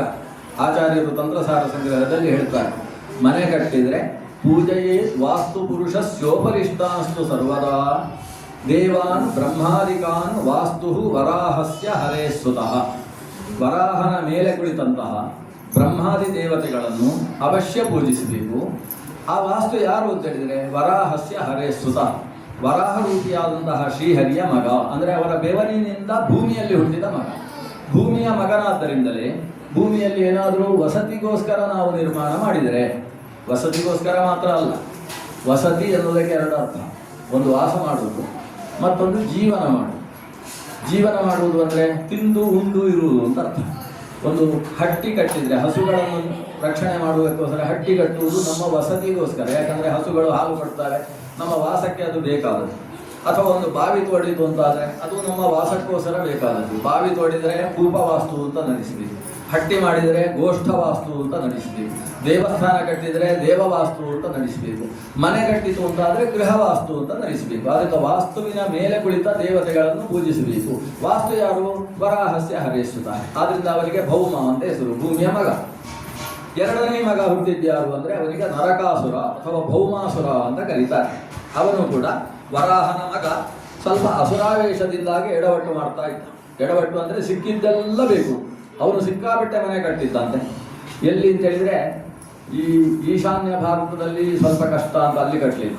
ಈಗ ಪ್ರಾಗ್ಜ್ಯೋತಿಷಪುರ ಅಂತ ಹೇಳಿದ್ರೆ ಇವತ್ತಿನ ಸಿಕ್ಕಿಂ, ಭೂತಾನ್ ಆ ಪ್ರದೇಶದಲ್ಲಿರ್ತಕ್ಕಂಥದ್ದು. ಆ ಪ್ರದೇಶದಲ್ಲಿ ಆತನ ಪ್ರಾಗ್ಜ್ಯೋತಿಷಪುರದಲ್ಲಿ ದೊಡ್ಡ ದೊಡ್ಡ ಅರಮನೆಗಳು, ಊರಿನಲ್ಲಿ ಯಾವುದು ಚೆನ್ನಾಗಿದೆ ಅಂತ ಅನಿಸುತ್ತೆ ಅದನ್ನೆಲ್ಲ ತಂದು ತನ್ನಲ್ಲಿ ರಾಶಿ ಹಾಕಿಕೊಳ್ತಾ ಇದ್ದಂತಹ ವ್ಯಕ್ತಿ ನರಕಾಸುರ. ಸುಮಾರು 16,100 ಹೆಣ್ಣು ಮಕ್ಕಳನ್ನು ತಂದು ರಾಶಿ ಹಾಕಿಕೊಂಡಿದ್ದ. ಅದರ ಜೊತೆಗೆ ಒಂದು ಬಾರಿ ದೇವಲೋಕಕ್ಕೆ ಹೋದಾಗ ದೇವತೆಗಳ ತಾಯಿಯಾದಂತಹ ಅದಿತಿ ದೇವಿಯ ಕರ್ಣಕುಂಡಲವನ್ನು ನೋಡಿ ಆ ಕರ್ಣಕುಂಡಲ ನಮ್ಮ ಮನೆಗೆ ಬೇಕು ಅಂತ ಹೇಳಿ ಕೈ ಹಾಕಿ ಎಳೆದು ಕಿವಿ ಹರ್ಕೊಂಡು ಹೇಳ್ಕೊಂಡು ಬಂದಿದೆ. ಅಷ್ಟು ಅಪೇಕ್ಷೆಯುಳ್ಳಂತಹ ನರಕಾಸುರ ಅವನೊಬ್ಬ ಭೂಮಿಯ ಮಗ. ಮತ್ತೊಬ್ಬ ಭೂಮಿಯ ಮಗ ಮೂರನೆಯವ, ಅವನನ್ನು ಕುಜ ಅಂತ ಕರೀತಾರೆ, ಮಂಗಳ ಅಂತ ಕರೀತಾರೆ. ನವಗ್ರಹಗಳಲ್ಲಿ ಒಬ್ಬನಾದಂತಹ ಭೌಮ ಅಂತ ಕರೆಸಿಕೊಳ್ಳುವ ಕುಜ. ಹೀಗೆ ಅದರಲ್ಲಿ ಒಬ್ಬ ವಾಸ್ತುವಿನ ಸುತನಾದಂತಹ ಈ ವರಾಹ ಸುತನಾದಂತಹ ವಾಸ್ತು ಪುರುಷ. ಹೀಗೆ ತನ್ನ ಬೆವರಿನಿಂದ ಮಹೇಶ್ವರ ಸ್ಯಾನನ ಸ್ವೇದಬಿಂದೋಹ ಭೂಮೌಜಾತಂ ಅಂತ ಆ ಭಗವಂತನ ಆನನ ಸ್ವೇದಬಿಂದುವಿನಿಂದ ಭೂಮಿಯಲ್ಲಿ ಆವಿರ್ಭವಿಸಿರತಕ್ಕಂತಹ ಕುಜನೆಂಬಂತಹ ಮಂಗಳ ಗ್ರಹ. ಹೀಗೆ 3 ಜನ ವರಾಹನ ಮಕ್ಕಳು. ಇದು ಯಾವ ವರಾಹ? ಯಜ್ಞವರಾಹನಿಗೆ ಸಂಬಂಧಪಟ್ಟದ್ದು. ಆಮೇಲೆ ಅವನ ಬೆವರಿನಿಂದಲೇ ತಿಲದ ಉತ್ಪತ್ತಿ ಆಗ್ತದೆ. ಆತ ಸುಕ್ಷ್ರುವಗಳನ್ನು ಕೈಗಳಲ್ಲಿ ಧರಿಸಿದ್ದಾನೆ. ಯಜ್ಞಕ್ಕೆ ಬೇಕಾದದ್ದನ್ನೆಲ್ಲ ಸೃಷ್ಟಿಸಿದ ಯಜ್ಞವರಾಹ ಒಬ್ಬ. ಇನ್ನೊಬ್ಬ ವರಾಹ, ಇದು ನಮ್ಮ ದಿತಿಯಲ್ಲಿ ದೀರ್ಘಕಾಲಿಕ ಗರ್ಭದ ನಂತರ ಹುಟ್ಟಿದ ಹಿರಣ್ಯಾಕ್ಷ ಮತ್ತು ಹಿರಣ್ಯಕಶಿಪು. ಇವರಿಬ್ಬರಲ್ಲಿ ಮೊದಲನೆಯವನಾದ ಹಿರಣ್ಯಾಕ್ಷನ ಕಥೆ. ಹಿರಣ್ಯಕಶಿಪು ಅಣ್ಣನೋ ಹಿರಣ್ಯಾಕ್ಷ ಅಣ್ಣನೋ ಅಂತ ಒಂದು ಗಲಾಟೆ ಉಂಟು. ಅದರ ಲೆಕ್ಕಾಚಾರದ ಪ್ರಕಾರ ಹಿರಣ್ಯಾಕ್ಷ ಅಣ್ಣ, ಯಾಕಂದರೆ ಅವನ ನಂತರ ಹುಟ್ಟಿದವಾದ್ರಿಂದ ಅವ ಅಣ್ಣ. ಈಗ ಮನುಷ್ಯರಿಗಿಂತ ಸ್ವಲ್ಪ ಬೇರೆ ಥರ ಇದರಲ್ಲೆಲ್ಲ. ಇದು ನಂತರ ಹುಟ್ಟಿದವ, ಅವಳಿ ಜವಳಿ ಮಕ್ಕಳಲ್ಲಿ ನಂತರ ಹುಟ್ಟಿದವನಿಗೆ ಅಣ್ಣ ಅಂತ ಹೆಸರು. ಅಂತಹ ಹಿರಣ್ಯಾಕ್ಷ ಅವನು ಕಂಡದ್ದೆಲ್ಲ ಬೇಕು ಅಂತ ಅನಿಸಿಕೊಂಡು ಸಿಕ್ಕಾಪಟ್ಟೆ ಹೊಡೆದಾಟ ಮಾಡ್ತಾ ಇದ್ದ. ಆ ರೀತಿ ಹೊಡೆದಾಟ ಮಾಡುವಾಗ ಯಾರೂ ಕೂಡ ಅವನ ಮುಂದೆ ಉಳಿತಾ ಇರಲಿಲ್ಲ. ಅವನಿಗೆ ಕೈ ಯಾರಿಗಾದರೂ ಹೊಡಿಬೇಕು ಅಂತ ಅನಿಸ್ತಾ ಇದ್ದ. ಒಂದು ಬಾರಿ ಸಮುದ್ರಕ್ಕೆ ಹೋಗಿ ಸಮುದ್ರದಲ್ಲಿ ಯದ್ವಾ ಹೊಡೆಯುವುದಕ್ಕೆ ಪ್ರಾರಂಭಿಸಿದ. ಸಮುದ್ರ ರಾಜ ಹೇಳಿದ, ನನಗೆ ಪೆಟ್ಟು ತಿನ್ನಲಿಕ್ಕೆ ಆಗ್ತಾ ಇಲ್ಲ, ದಯವಿಟ್ಟು ನಿಲ್ಲಿಸು. ಆಗ ಹಿರಣ್ಯಾಕ್ಷ ಹೇಳಿದ, ನೀನು ಪೆಟ್ಟು ತಿನ್ನುವುದಿಲ್ಲ ಅಂತಾದರೆ ನನಗೆ ಪೆಟ್ಟು ಕೊಡುವುದಕ್ಕೆ ಯಾರಾದರೂ ಮನುಷ್ಯನನ್ನು ತೋರಿಸಬೇಕು, ಒಬ್ಬ ವ್ಯಕ್ತಿಯನ್ನು, ಅಷ್ಟಾದರೆ ನಿನ್ನನ್ನು ಬಿಡ್ತೇನೆ ಅಂತ. ವರುಣ ಆಲೋಚನೆ ಮಾಡಿ ಕೊನೆಗೆ ನನಗೊಬ್ಬ ಅಳಿಯ ಇದ್ದಾನೆ, ಮಹಾವಿಷ್ಣು ಅಂತ ಅವನಿಗೆ ಹೆಸರು, ಅವನನ್ನು ನೀನು ಕರೆದ್ರೆ ನಿಮಗೆ ಸರಿ ಇದ್ದಾನೆ, ಹೊಡೆದಾಟಕ್ಕೆ ಸರಿ ಇದ್ದಾನೆ ಅಂತ ಹೇಳಿದ. ಮಹಾವಿಷ್ಣುವನ್ನು ಕರೆಸುವುದು ಹೇಗೆ ಅಂತ ಪ್ರಶ್ನೆ ಬಂತು. ಅದಕ್ಕೆ ಇವ ಹೇಳಿದ, ಉಪವಾಸ ಮಾಡಬೇಕು, ನಿಂತುಕೊಂಡು ಕೈ ಎತ್ತಿ ತಪಸ್ಸು ಮಾಡಬೇಕು. ಹಿರಣ್ಯಾಕ್ಷ ಅದೆಲ್ಲ ನಮ್ಮಿಂದ ಆಗುವುದು, ದೇವತೆಗಳಿಗೆಲ್ಲ ಸಾಧ್ಯ, ನಾವು ಉಪವಾಸ ಎಲ್ಲ ಇಲ್ಲ, ಸರಿ ತಿಂದು ಉಂಡು ಏನಾದರೂ ಮಾಡಲಿಕ್ಕೆ ಅವಕಾಶ ಇದ್ದರೆ ಹೇಳು ಅಂತ ಹೇಳಿದ. ಆಗ ವರುಣ ಅಲ್ಲ, ಅಲ್ಲಿ ನಾರದ ಬರ್ತಾರೆ. ನಾರದರು ಹೇಳಿದ್ರು, ಇನ್ನೊಂದು ಕ್ರಮ ಇದೆ, ಆ ಭಗವಂತನಿಗೆ ಯಾವುದು ಇಷ್ಟವಾದದ್ದು ಅದನ್ನೆಲ್ಲ ಪುಡಿಬಿಟ್ಟಿದ್ರೆ ಅವನು ಬರ್ತಾನೆ. ಗೋ ಬ್ರಾಹ್ಮಣಾದಿಗಳನ್ನು ಅವನಿಗೆ ಅತ್ಯಂತ ಇಷ್ಟವಾದದ್ದು ಗೋ ಅಂದರೆ ಭೂಮಿಯೂ ಕೂಡ, ಭೂಮಿ ಅವನಿಗೆ ಇಷ್ಟ. ಈ ಭೂಮಿಗೂ ಉಪದ್ರ ಕೊಟ್ಟರೆ ಆಗ ದೇವರು ಇಳಿದು ಬರ್ತಾನೆ. ಇದು ಎರಡನೇ ಮಾತು. ಇವನಿಗೆ ಭಾರಿ ಖುಷಿ ಆಯಿತು, ಹೀಗೂ ಒಂದು ನಮಗಾಗುವ ಮಾರ್ಗ ಉಂಟಲ್ವ. ಆತ ಗೋವುಗಳನ್ನು ಕತ್ತರಿಸುವುದು, ವಿಪ್ರರ ಗಡ್ಡ ತೆಗೆದು ಜಿಟ್ಟು ತೆಗೆದು ಅವರನ್ನು ಹೊಂಡದಲ್ಲಿ ಬಾವಿಯಲ್ಲಿ ಹಾಡು ಬಾವಿಯಲ್ಲಿ ತುಂಬಿಸುವುದು, ಇಂಥ ಕೆಟ್ಟ ಕೆಲಸಗಳನ್ನೆಲ್ಲ ಪ್ರಾರಂಭಿಸಿದ. ಅಷ್ಟು ಮಾಡಿ ಕೊನೆಗೆ ಭೂಮಿಯನ್ನೇ ಕಕ್ಷೆ ತಪ್ಪಿಸುವ ಕೆಲಸವನ್ನು ಮಾಡಿದ. ಭೂಮಿ ಯಾವಾಗ ನೀರಿನಲ್ಲಿ ಮುಳುಗುವುದಕ್ಕೆ ಪ್ರಾರಂಭವಾಯಿತು ಆವಾಗ ಚತುರ್ಮುಖ ಬ್ರಹ್ಮ ಆಗ ತಾನೇ ತನಗೆ ಮಗನಾಗಿ ಹುಟ್ಟಿದ್ದಂತಹ ಸ್ವಯಂಭುವ ಮನುವಿಗೆ ಭೂಮಿ ಕೆಳಗೆ ಮುಳುಗ್ತಾ ಇದೆ, ಇದನ್ನು ಎಬ್ಬಿಸುವುದಕ್ಕೆ ದೇವರೇ ಬೇಕು ಅಂತ ದೇವರನ್ನು ಅವನ ಜೊತೆಗೆ ಕುಳಿತು ಪ್ರಾರ್ಥಿಸಿದ. ಆವಾಗ ಈ ಚತುರ್ಮುಖ ಬ್ರಹ್ಮನ ಮೂಗಿನಿಂದ ಒಂದು ಹಂದಿ ಸ್ವರೂಪದ ಭಗವಂತ ಆವಿರ್ಭವಿಸಿದ. ಇದು ಎರಡನೇ ಭಗವಂತನ ವರಾಹ ಅವತಾರ. ಮೊದಲನೆಯದ್ದು ಸ್ವೇಚ್ಛಾವತಾರ, ಎರಡನೇದ್ದು ಈ ಚತುರ್ಮುಖ ಬ್ರಹ್ಮನ ಪ್ರಾರ್ಥನೆಯ ಮೇಲೆಗೆ ಭೂಮಿಯನ್ನು ಎತ್ತುವುದಕ್ಕೋಸ್ಕರ ಆತನ ನಾಸಾದಿಂದ ಆವಿರ್ಭವಿಸಿದವ. ಈಗ ನಾಸ ಅಂತ ಹೇಳಿದರೆ ಕೆಲವರಿಗೆ ಅರ್ಥ ಆಗುವುದಿಲ್ಲ, ನೋಸ್ ಅಂತ ಹೇಳಿದರೆ ಅರ್ಥ ಆಗುತ್ತೆ. ಅವನ ನಸ್ ಅಂತ ಸಂಸ್ಕೃತದಲ್ಲಿ ಹೆಸರು. ಆ ಮೂಗಿನಿಂದ ಆವಿರ್ಭವಿಸಿದವ.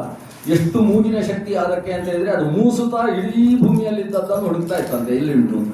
ಆ ನೀರಿನಲ್ಲಿ ಮುಳುಗಿ ಭೂಮಿಯಲ್ಲಿದೆ ಅಂತ ತನ್ನ ವಾಸನೆಯಿಂದಲೇ ಆ ಪ್ರದೇಶಕ್ಕೆ ಸಾಗಿ ಹೋಯಿತು. ಸಾಗಿ ಹೋಗಿ ಭೂಮಿಯನ್ನು ತಾನು ಎತ್ತಿ ಮೇಲಕ್ಕೆ ತಂದಿತು. ಮೇಲಕ್ಕೆ ತರುವಾಗ ನಾನು ಕೆಳಗೆ ಹಾಕಿದ್ದನ್ನು ನೀನು ಯಾಕೆ ತಂದಿ ಅಂತ ಗಲಾಟೆ ಮಾಡಿದ ಹಿರಣ್ಯಾಕ್ಷನ ಗಲಾಟೆ ಹೋರಾಟವಾಯಿತು. ಕೊನೆಗೆ ಹಿರಣ್ಯಾಕ್ಷ ನಾನಾ ರೀತಿಯ ತನ್ನ ಮಾಯಾವಿದ್ಯೆಗಳನ್ನು ಪ್ರದರ್ಶಿಸಿದ. ಮಾಯಾವಿದ್ಯೆಗಳನ್ನು ನಾಶ ಮಾಡುವುದಕ್ಕೋಸ್ಕರ ಭಗವಂತ ವರಾಹ ಸುದರ್ಶನ ಚಕ್ರವನ್ನು ಆತನಿಗೆ ಪ್ರಯೋಗಿಸಿದ. ಹೀಗೆ ಸುದರ್ಶನ ಚಕ್ರಗಳಿಂದ ಮಾಯೆಗಳನ್ನೆಲ್ಲ ಗೆದ್ದು ಸೋತು ಬಿದ್ದಂತಹ ಹಿರಣ್ಯಾಕ್ಷನನ್ನು ತಾನು ಅವನ ಕಿವಿಯ ಹತ್ತಿರ ಕೈಯಿಂದ ಹೊಡೆದು ಸಾಯಿಸಿದ. ಆದಿ ಹಿರಣ್ಯಾಕ್ಷನನ್ನು ಸಾಯಿಸಿದ್ದು ತನ್ನ ಕೋರೆದಾಡೆಯಿಂದ ತಿವಿದು. ದ್ವಿತೀಯಂ ಕರ್ಣತಾಡನಾಥ್. ಆಚಾರ್ಯರು ಹೇಳ್ತಾರೆ ಎರಡೂ ಕಡೆಯಲ್ಲೂ ಕೂಡ ಹಿರಣ್ಯಾಕ್ಷನ ಸಂಹಾರದ ಕ್ರಮವೂ ಕೂಡ ಬೇರೆ. ಮೊದಲು ಕೋರೆದಾಡೆಯಿಂದ, ಎರಡನೆಯದ್ದು ಕರ್ಣತಾಡನದಿಂದ ಇವನನ್ನು ಸಂಹಾರ ಮಾಡಿದ. ಹೀಗೆ ಹಿರಣ್ಯಾಕ್ಷನನ್ನು ಮುಗಿಸಿ ಭೂಮಿಯನ್ನು ಮತ್ತೆ ಯಥಾಸ್ಥಾನದಲ್ಲಿಟ್ಟ. ಯಥಾಸ್ಥಾನದಲ್ಲಿಟ್ಟಾಗ ಇಂದ್ರಾದಿ ದೇವತೆಗಳು ಬ್ರಹ್ಮಾದಿಗಳೆಲ್ಲ ಇವನನ್ನು ಸ್ತೋತ್ರ ಮಾಡ್ತಾರೆ. ಸ್ತೋತ್ರ ಮಾಡಿದಾಗ ವರಾಹ ಅವರಿಗೆ ಅನುಗ್ರಹ ಮಾಡ್ತಾ ಹೇಳ್ತಾನೆ, ಈಗ ನಾನು ಭೂಮಿಯನ್ನು ಮೇಲೆ ತಂದಿಡಬೇಕಾದ್ರೆ ಯಥಾಸ್ಥಾನದಲ್ಲಿ ಭೂಮಿ ಇದೆ, ಲೋಕಕ್ಷೇಮವಾಯಿತು.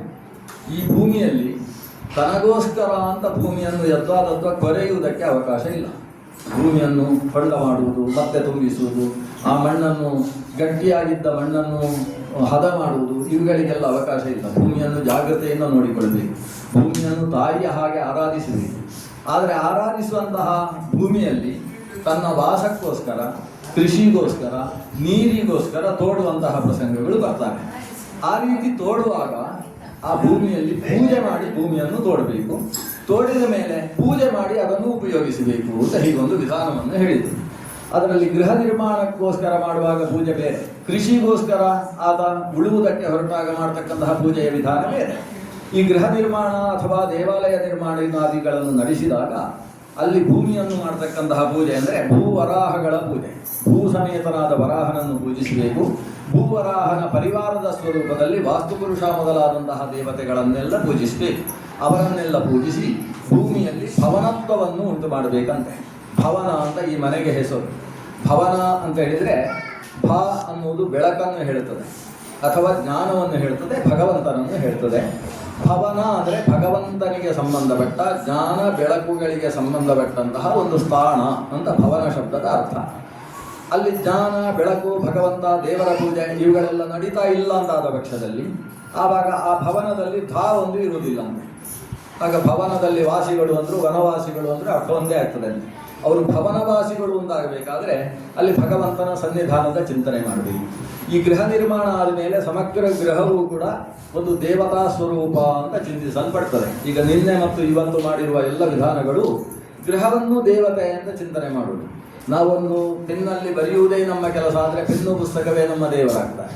ಯುದ್ಧ ಮಾಡುವುದೇ ನಮ್ಮ ಕೆಲಸ ಅಂದರೆ ನಮ್ಮ ಶಸ್ತ್ರಗಳೇ ನಮ್ಮ ದೇವರಾಗ್ತಾರೆ. ವೀಣಾಭ್ಯಾಸ ಮಾಡುವುದು ನಮ್ಮ ಕೆಲಸ ಅಂದರೆ ವೀಣೆಯೇ ನಮ್ಮ ಸರಸ್ವತಿ ಆಗ್ತಾಳೆ. ಹಾಗಾಗಿ ನಾವು ಯಾವುದನ್ನು ಉಪಯೋಗಿಸ್ತೇವೆ ಅಂತಹ ಜಡವಸ್ತುಗಳಲ್ಲಿ ಭಗವತ್ ಸ್ವರೂಪವನ್ನು ಚಿಂತನೆ ಮಾಡುವಂಥದ್ದು ಈ ಭಾರತ ದೇಶದ ಪದ್ಧತಿ. ಆ ಪದ್ಧತಿಯ ಪ್ರಕಾರ ಮನೆಯನ್ನು ನಾವು ಉಪಯೋಗಿಸಿಕೊಳ್ತೇವೆ ಅಂದರೆ ಮನೆ ಅನ್ನುವುದು ಒಂದು ಗೃಹಲಕ್ಷ್ಮಿ ಅಂತ ಕರೆಸಿಕೊಳ್ತದೆ. ಗೃಹಲಕ್ಷ್ಮಿ ಅಂತೇಳಿ ಆ ಮನೆಯ ಪ್ರದೇಶದ ಬೇರೆ ಬೇರೆ ಭಾಗದಲ್ಲಿ ಬೇರೆ ಬೇರೆ ದೇವತೆಗಳ ಸನ್ನಿಧಾನ ಇದೆ. ಆ ದೇವತೆಗಳನ್ನು 53 ಅಂತ ಉಲ್ಲೇಖ ಮಾಡಿದ್ದಾರೆ. ಶ್ರೀಮನ್ ಮಧ್ವಾಚಾರ್ಯರು 49 ದೇವತೆಗಳನ್ನು ಉಲ್ಲೇಖ ಮಾಡಿದ್ದಾರೆ. ಆ ದೇವತೆಗಳನ್ನು ಆರಾಧಿಸಬೇಕು ಆಯಾ ಜಾಗದಲ್ಲಿ, ಅಡಿಗೆ ಮನೆಯಲ್ಲಿ, ಶಯನ ಗೃಹದಲ್ಲಿ, ಶಸ್ತ್ರಗೃಹದಲ್ಲಿ, ವಸತಿ ಗೃಹದಲ್ಲಿ, ಹಸುಗಳಿರುವ ಪ್ರದೇಶದಲ್ಲಿ, ಬಾವಿಕಟ್ಟೆ ಇರುವ ಪ್ರದೇಶ, ತುಳಸಿ ಕಟ್ಟೆ ಇರತಕ್ಕಂಥ ಪ್ರದೇಶ, ಅಲ್ಲೆಲ್ಲ ಬೇರೆ ಬೇರೆ ದೇವತೆಗಳನ್ನು ಚಿಂತನೆ ಮಾಡಲಿಕ್ಕಿದೆ. ಅಲ್ಲಲ್ಲಿ ಹೋಗಿ ಪೂಜೆ ಮಾಡಲಿಕ್ಕೆ ಆಗುವುದಿಲ್ಲ ಅಂತ ಕ್ಲೇಶ. ಅಲ್ಲೆಲ್ಲ ಅರಿಶಿನ ಕುಂಕುಮ ಹಚ್ಚಿದರೆ ಆಮೇಲೆ ಮನೆಯವರಿಗೆ ಕಷ್ಟ ಆಗ್ತದೆ.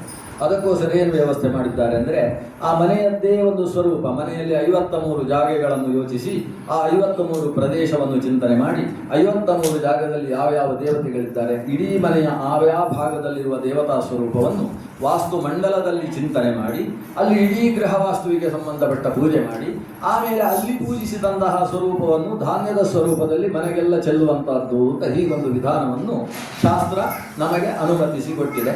ಆ ವಿಧಾನವನ್ನೆಲ್ಲ ಇವತ್ತು ನಮ್ಮ ಶ್ರೀಕಾಂತ ಸರ್ ಅಂತ ಅವರನ್ನು ಕರೆಯುವುದು ನಾವು. ಯಾಕಂದರೆ ನಮ್ಮ ಪೂರ್ಣಪ್ರತಿ ವಿದ್ಯಾಪೀಠದ ವಿದ್ಯಾರ್ಥಿಗಳಿಗೆ ಅವರು ಕಂಪ್ಯೂಟರ್ ಪಾಠ ಹೇಳ್ತಕ್ಕಂಥ ಗುರುಗಳು. ಹಾಗಾಗಿ ಅವರಿಗೆ ಈಗ ಅವರ ಶಿಷ್ಯರು ಪಾಠ ಹೇಳುವುದಕ್ಕೆ ಶುರು ಮಾಡಿದ್ದಾರೆ ವಿದ್ಯಾಪೀಠದಲ್ಲಿ. ಈಗ ಅವರಿಗೆ ಪುರುಸೊತ್ತು ಕಡಿಮೆ, ಬರುವುದು ಕಡಿಮೆ ಮಾಡಿದ್ದಾರೆ. ಈ ವರ್ಷದಿಂದ ಸ್ವಲ್ಪ ಜಾಸ್ತಿ ಬರಬೇಕು, ದೂರಕ್ಕೆ ಬಂದಿದ್ದೀರಲ್ವಾ ಎಂದು ಜಾಸ್ತಿ ಬರಬೇಕು. ವಿದ್ಯಾಪೀಠದಲ್ಲಿ ಕಂಪ್ಯೂಟರ್ ತರಗತಿಗಳನ್ನು ತೆಗೊಳ್ತಾರೆ. ತಾವು ಸ್ವತಃ ವಿಜಯ ಕಾಲೇಜಿನಲ್ಲಿ ಬಹಳಷ್ಟು ಶಿಷ್ಯರನ್ನು ಕಂಪ್ಯೂಟರ್ ತಜ್ಞತೆಯಿಂದ ಮೇಲಕ್ಕೆ ತಂದಿರತಕ್ಕಂಥವರು. ಅವರ ಗುರುಗಳ ಸ್ಥಾನಾಪನ್ನರು ಕೂಡ ಇವತ್ತು ಬಂದಿದ್ದಾರೆ. ಬಂದವರು ಹೋಗಿ ಆಯ್ತಾ, ಕಂಪ್ಯೂಟರ್ ತಜ್ಞರು ಎಲ್ಲ ಬಂದಿದ್ದಾರೆ. ಎಲ್ಲ ಹಿರಿಯರು ತಂದೆ ತಾಯಿಯರನ್ನು ಮುಂದಿಟ್ಟುಕೊಂಡು ಇದು 2ನೇ ಮನೆ ಅಂತ ಕಟ್ಟಿದ್ದ, 3ನೇದ 1ನೇ ನೂತನ ಗೃಹವನ್ನು ಶಾಂತವಾದ ಪ್ರದೇಶದಲ್ಲಿ ನಿರ್ಮಾಣ ಮಾಡಿದ್ದಾರೆ. ಎಷ್ಟು ಕಾಲ ತನಕ ಶಾಂತಿ ಇರ್ತದೆ ನೋಡಬೇಕು. ಆದರೆ ಈಗಿನ ಪರಿಸ್ಥಿತಿ ನೋಡಿದರೆ ಇನ್ನು ಭಾರತಕ್ಕೆ ನೆಮ್ಮದಿ ಏನೋ ಆ ಕಡೆಯಿಂದ ಈ ಕಡೆಯಿಂದ ಹೊಡೆಯುವವರೆಲ್ಲ ಈಗ ದೂರ ಹೋಗ್ತಾ ಇದ್ದಾರೆ. ಅಂದು ನೆಮ್ಮದಿ ಶಾಂತವಾದ ಪ್ರದೇಶದಲ್ಲಿ ಒಂದು ಗೃಹ ನಿರ್ಮಾಣ ನಡೆದಿದೆ. ಶಾಸ್ತ್ರೋಕ್ತ ವಿಧಾನದಲ್ಲಿ ಗೃಹ ಪ್ರವೇಶಾದಿ ವಿಧಾನವು ನಡೆದಿದೆ. ಗೃಹದಲ್ಲಿ ಮುಖ್ಯವಾಗಿ ನಡಿಬೇಕಾದ್ದು ಅನ್ನದಾನ. ಅನ್ನದಾನ ಅನ್ನುವುದಕ್ಕಿಂತ ಅನ್ನ ಸಂತರ್ಪಣ ಅದು ನಡಿಬೇಕಾದ್ದು. ಯಾಕಂದರೆ ಗೃಹ ಬಂಧು ಬಾಂಧವರೆಲ್ಲ ಬರ್ತಾ ಇದ್ರೆ ಅದು ಮನೆ. ನ ವೇದ ಘೋಷ ಧ್ವನಿ ಘರ್ಜಿತಾನಿ ಸ್ವಾಹ ಸ್ವಧಾಕಾರ ವಿವರ್ಜಿತಾನಿ ನ ವಿಪ್ರ ಪಾದೋದಕ ಕರ್ದಮಾನಿ ಸ್ಮಶಾನ ತುಲ್ಯಾನಿ ಗೃಹಾಣಿತಾನಿ. ಗೃಹ ಅಂತ ಅದು ಅನಿಸುಗೊಳ್ಬೇಕಾದ್ರೆ ಅಲ್ಲಿ ಬೇಕಾದದ್ದೇ ಅದು. ಒಂದು ಸ್ವಾಹಾಕಾರ ಸ್ವಧಾಕಾರಗಳು ನಡೀತಾ ಇರಬೇಕು. ದೇವಪಿತೃ ಕಾರ್ಯಗಳನ್ನೆಲ್ಲ ಹಿರಿಯರು ತಾವು ಸೇರಿ ನಡೀತಾ ಇರಬೇಕು. ಜೊತೆಗೆ ವಿಪ್ರರೆಲ್ಲ ಬಂದು ಹೋಗ್ತಾ ಇರಬೇಕು. ಅವರ ಪಾದವನ್ನು ತೊಳೆದು ಒಳಗೆ ಬರುವಾಗ ಅವರ ಪಾದದ ಕೆಸರು ಮನೆಯೊಳಗೆ ಆಗಬೇಕಂತೆ. ಕೆಸರಾದ ಮೇಲೆ ಮತ್ತೆ ಶುದ್ಧ ಮಾಡಬೇಕು. ಅದರ ಕೆಸರಾಗ್ತಾ ಇರಬೇಕು. ವಿಪ್ರಪಾದೋದಕ ಕರ್ದಮವಾಗ್ತಾ ಇರಬೇಕು. ಮನೆ ಮುಂದೆ ಹಾಕಿದ ರಂಗೋಲಿ ಸಾಯಂಕಾಲದ ಹೊತ್ತಿಗೆ ಅಳಿಸಿರ್ಬೇಕಂತ. ಯಾಕಂದರೆ ಅಷ್ಟು ಜನ ಬಂದು ಹೋಗ್ತಾ ಇರಬೇಕು ಅಂತ ಲೆಕ್ಕ. ಹೀಗೆ ಗೃಹದಲ್ಲಿ ಅನೇಕರು ಬಂದು ಹೋಗುವ ಕೆಲಸ ನಡೆಯಬೇಕು. ಅವರಿಗೆ ಬಂದು ಹೋಗಬೇಕಾದ್ರೆ ಮನೆಯಲ್ಲಿ ಆತಿಥ್ಯ ಬೇಕು. ಆತಿಥ್ಯ ಬಂದವರನ್ನು ಬಾಗಿಲ ಹತ್ರ ನಿಂತೇ ಬನ್ನಿ ಅಂತ ಕರಿಬೇಕು. ಅದು ಬಿಟ್ಟು ಇಲ್ಲಿ ಟಿ ವಿ ನೋಡ್ತಾ ಸ್ವಲ್ಪ ಕೂತ್ಕೊಳ್ಳಿ ಅಂತ ಕೂಡಿಸುವುದಲ್ಲ. ಆ ರೀತಿಯಲ್ಲಿ ತನ್ನ ಪ್ರೀತಿ ಭಾವಗಳಿಂದ ದೃಷ್ಟಿಂ ದದ್ಯಾತ್ ಸ್ಥಳಂ ದದ್ಯಾತ್ ಅಂತ ಹೇಳುವ ರೀತಿಯಲ್ಲಿ ಅವರಿಗೆ ತಾವು ದೃಷ್ಟಿ ಕೊಟ್ಟು ಮಾತು ಕೊಟ್ಟು ಅವರನ್ನು ಒಳಗೆ ಕೂಡಿಸಿ ಆದರಾತಿಥ್ಯದ ಮಾತಿನ ಜೊತೆಗೆ ಆದರಾತಿಥ್ಯವನ್ನು ದ್ರವ್ಯ ಪುರಸ್ಸರವಾಗಿ ನಡೆಸುವಂಥ ರೀತಿಯ ಗೃಹ. ಅದಕ್ಕೆ ಮುಖ್ಯವಾಗಿ ಬೇಕಾದದ್ದು ಗೃಹಿಣಿ. ಗೃಹಿಣಿ ಗೃಹ ಮುಚ್ಯತೆ. ಇಲ್ಲದ್ರೆ ಗೃಹ ಮುಚ್ಯತೆ. ಅದು ಗೃಹಿಣಿಯ ಕರ್ತವ್ಯ ಬಹಳ ದೊಡ್ಡದು. ಆ ಗೃಹಿಣಿ ಕರ್ತವ್ಯವನ್ನು ನಡೆಸುವುದಕ್ಕೆ, ಗೃಹಸ್ಥ ಧರ್ಮವನ್ನು ಪಾಲಿಸುವುದಕ್ಕೆ ಗೃಹ ನಿರ್ಮಾಣ ಬಹಳ ಮುಖ್ಯ. ಆ ರೀತಿಯ ಸುಂದರವಾದ ಗೃಹದ ನಿರ್ಮಾಣ ಆಗಿದೆ. ಭಾರಿ ಖರ್ಚು ಮಾಡಲಿಲ್ಲ, ಆದರೆ ಕಿರಿಕಿರಿ ಇಲ್ಲದ ರೀತಿಯಲ್ಲಿ ಗೃಹ ನಿರ್ಮಾಣ. ಸಿಕ್ಕಿದಲ್ಲೆಲ್ಲ ಗೋಡೆ ಹಾಕಿದರೆ ಕಿರಿಕಿರಿ. ಒಂದು ಗೋಡೆ ಇಲ್ಲ, ಆದಷ್ಟು ಗೋಡೆ ಕಡಿಮೆ ಹಾಕಿ ಒಂದು ನಾವೇ ಗೋಡೆ ಅಂತಲೇ ಆ ಸ್ವರೂಪದಲ್ಲಿ ಗೃಹ ನಿರ್ಮಾಣ ಆಗಿದೆ. ಗೃಹದಲ್ಲಿ ಗೃಹವು ನಿರಂತರ ನೆಮ್ಮದಿಯ ತಾಣವಾಗಲಿ. ಭಗವಂತನ ಆತಿಥ್ಯಂ ಹರಿಪೂಜನಂ ಪ್ರತಿಗೃಹಂ ನಿರಂತರ ಪ್ರತಿದಿನಂ ಮಿಷ್ಟಾನ್ನಪಾನಂ ಗೃಹೇ ಅಂತ. ಮಿಷ್ಟಾನ್ನಪಾನ ಅಂದರೆ ಮಿಷ್ಟ ಅಂದರೆ ಮಧುರ ರಸ, ಮೃಷ್ಟಾನ್ನಪಾನ ಅಲ್ಲ. ಮಿಷ್ಟಾನ್ನಪಾನಂ ಗೃಹೇ ಸಾಧೋಸ್ಸಂಗಮುಪಾಸತೆ ಸತತಂ ಧನ್ಯೋ ಗೃಹಸ್ಥಾಶ್ರಮ ಅಂತ ಶಾಸ್ತ್ರ ಹೇಳಿದ. ಗೃಹಸ್ಥಾಶ್ರಮ ಧನ್ಯತೆಯನ್ನು ಭಗವಂತ ಅನುಗ್ರಹಿಸಿಕೊಳ್ಳಿ ಅಂತ ಭಗವಂತನಲ್ಲಿ ಪ್ರಾರ್ಥನೆ ಮಾಡಿ ಈ 4 ಮಾತುಗಳನ್ನು ಭಗವಂತನ ಶ್ರೀ ಸತ್ಯನಾರಾಯಣ ಸ್ವಾಮಿಯ ಸನ್ನಿಧಾನದಲ್ಲಿ ಸಮರ್ಪಣೆ ಮಾಡ್ತಾರೆ. ಮನೆಗೆ ನಂದವ್ರಜ ಅಂತ ಹೆಸರಿಟ್ಟಿದ್ದಾರೆ. ಈ ನಂದವ್ರಜ ಅಂದ್ರೆ ಏನು? ವ್ರಜ ಅಂದರೆ ಹಸುಗಳು ಓಡಾಡುವ ಪ್ರದೇಶ ಅಂತ. ಗೋಕುಲ ವ್ರಜಂ ಗೋಕುಲಂ ಪ್ರೋಕ್ತಂ ಅಂತ. ವ್ರಜ ಅಂದರೆ ಗೋವುಗಳು ಓಡಾಡುವ ಪ್ರದೇಶ. ನಂದ ಅಂತ ಹೇಳಿದ್ರೆ ನಂದಗೋಪ ಇದ್ದಲ್ವ, ನಂದಗೋಪನ ಊರಿಗೆ ಹಸುಗಳು ಹೆಚ್ಚು ಓಡಾಡುವುದರಿಂದ ಅದಕ್ಕೆ ನಂದವ್ರಜ ಅಂತ ಹೆಸರು. ಈ ನಂದವ್ರಜ ಹೆಸರು ಹರಿವಂಶದಲ್ಲಿ ಭಾಗವತದಲ್ಲೆಲ್ಲ ಬಹಳ ಬಾರಿ ಬಂದಿರತಕ್ಕಂಥದ್ದು. ಮಣಿಮಂಜರಿಯಿಂದ ಶುರುವಾಗಿ ಬರ್ತದೆ ಅದು. ವ್ರಜ ಅಂದರೆ ಹಸುಗಳು ಓಡಾಡುವಂಥದ್ದು. ಗ್ರಾಮ ಅಂದರೆ ಮನುಷ್ಯರು ಹೆಚ್ಚಾಗಿ ಓಡಾಡುವಂಥದ್ದು. ಖೇಟ ಅಂತ ಹೇಳಿದರೆ ಹಂದಿಗಳು ಜಾಸ್ತಿ ಇರುವಂಥದ್ದು. ಅದಕ್ಕೆ ನಾನು ರಾಯಚೂರು ಜಿಲ್ಲೆ ಅಂತ ಹೇಳಿದರೆ ಖೇಟಗಳೇ ಜಾಸ್ತಿ ಅಂತ ಹೇಳೋದು ಜಾಸ್ತಿ. ಅದಕ್ಕೆ ಅದು ಖೇಟ. ಖರ್ವಟ ಅಂತ ಮತ್ತೊಂದಿದೆ. ಗ್ರಾಮ. ಪಲ್ಲಿ ಅಂತಿದೆ. ಪಲ್ಲಿ ಅಂತ ಹೇಳಿದರೆ ಹಳ್ಳಿ ಅಂತ ಇವತ್ತು ಕರೀತೇವೆ. ಪಲ್ಲಿ ಅಂತ ಹೇಳಿದರೆ ಅಲ್ಲಿ ಕುರಿಗಳು ಆಡುಗಳು ಜಾಸ್ತಿ ಇದ್ದರೆ ಆ ಪ್ರದೇಶಗಳನ್ನೆಲ್ಲ ಪಲ್ಲಿ ಅಂತ ಕರೀತಾರೆ. ಹೀಗೆ ಪಲ್ಲಿ, ಗ್ರಾಮ, ಖೇಟ, ವ್ರಜ. ವ್ರಜ ಅಂದರೆ ಹಸುಗಳು ಜಾಸ್ತಿ ಇರತಕ್ಕಂಥ ಒಂದು ಹಳ್ಳಿ, ಒಂದು ಗ್ರಾಮ ಅಂತ ಅರ್ಥ. ನಂದವ್ರಜ ಅಂದರೆ ಭಗವಂತ ಶ್ರೀಕೃಷ್ಣ ಓಡಾಡ್ತಾ ಇದ್ದಂತಹ ನಂದಗೋಕುಲ ಅಂತ ಅರ್ಥ. ನಂದಗೋಕುಲ ಅನ್ನೋ ನಾಮಕರಣ ಮಾಡಿದ್ದೀರಿ. ಎಲ್ಲಿದ್ದಾನೆ ನಮ್ಮ ಶ್ರೀಶ? ನಂದಗೋಕುಲ. ನಂದಗೋಕುಲ ನಿರಂತರ ನಂದಗೋಕುಲದ ಹಾಗೆ. ನಂದಗೋಕುಲದಲ್ಲಿ ಒಂದು ಕಾಲ ಇತ್ತು. ಏನಂದರೆ ಬರೀ ಪಟ್ಟಾಂಗ, ಅಕ್ಕಪಕ್ಕದವರ ಮನೆಯ ಬಗ್ಗೆಯೇ ಗಲಾಟೆ ಮಾಡ್ತಾ ಇದ್ರಂತೆ. ಆ ಅಕ್ಕ ಹೀಗೆ, ಈ ಅಕ್ಕ ಹೀಗೆ ಅಂತ ಗಲಾಟೆ ಮಾಡ್ತಾ ಇದ್ರು. ಯಾವಾಗ ಯಶೋದೆಗೆ 63ನೇ ವಯಸ್ಸಿನಲ್ಲಿ ಒಂದು ಮಗು ಹುಟ್ಟಿತು. ಯಶೋದೆಗೆ ಹೆಣ್ಣು ಮಗು ಹುಟ್ಟಿತ್ತು, ಆದರೆ ಅದು ಗಂಡು ಮಗು ಆದದ್ದು. ಹೆಣ್ಣು ಮಗು ಆ ಕಡೆ ಹೋಗಿ ಗಂಡು ಮಗು, ಯಶೋದೆಯ ಮನೆಯಲ್ಲಿ ಗಂಡು ಮಗು ಆಯಿತು. ಆ ಗಂಡು ಮಗು ಹುಟ್ಟಿದ ಮೇಲೆ, ಅದರ ಲೂಟಿ ಸುರಾದ ಮೇಲೆ ಅಕ್ಕಪಕ್ಕದ ಮನೆಯವರೆಲ್ಲ ಸೇರಿ ನೀರು ತರಲಿಕ್ಕೆ ಅಂತ ನದಿಗೆ ಹೋದರೆ ಅಲ್ಲಿ ಪಕ್ಕದಲ್ಲಿ ಕೂತು ಪಟ್ಟಾಂಗ ಏನು ಅಂದರೆ ಅಕ್ಕಪಕ್ಕದ ಮನೆಯವರದಲ್ಲ. ಮತ್ತು ಇವತ್ತು ನಮ್ಮ ಮನೆಯಲ್ಲಿ ಕೃಷ್ಣ ಏನು ಮಾಡಿದ ಗೊತ್ತೋ, ಈ ಹೆಣ್ಣು ಮಾಡಿ ಅದಕ್ಕಿಂತ ಮುಂಚೆ ನಮ್ದು ಹೇಳ್ತೇನೆ, ಅದಕ್ಕಿಂತ ಸ್ವಾರಸ್ಯ ಉಂಟು. ಎಲ್ಲರ ಬಾಯಲ್ಲೂ ಕೃಷ್ಣ ಕೃಷ್ಣ ಕೃಷ್ಣ ಅಂತ ಬಂತ.